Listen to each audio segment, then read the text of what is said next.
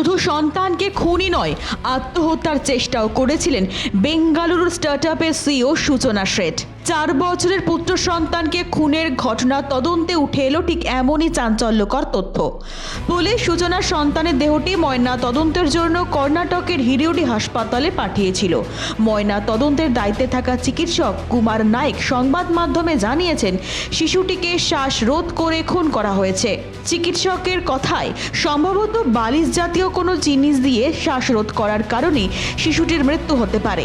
শিশুটিকে গলা টিপে খুন করা হয়েছে বলে মনে হচ্ছে না। খুনের প্রায় 36 ঘন্টা পর দেহ ময়না তদন্তের জন্য এসেছে। শ্বাসরোধের কারণে দেহটির মুখ এবং বুক ফুলে গিয়েছে। শিশুটির নাক দিয়ে রক্তপাতও হয়েছিল। অন্যদিকে পুলিশ এও জানিয়েছে, উত্তর গোয়ার ওই সার্ভিস অ্যাপার্টমেন্টে 4 বছরের পুত্র সন্তানকে হত্যা করার পরে আত্মহত্যার চেষ্টা করেছিলেন সূচনা। হাতের শিরা কেটে নিজেকে শেষ করে দেওয়ার চেষ্টাও করেছিলেন তিনি।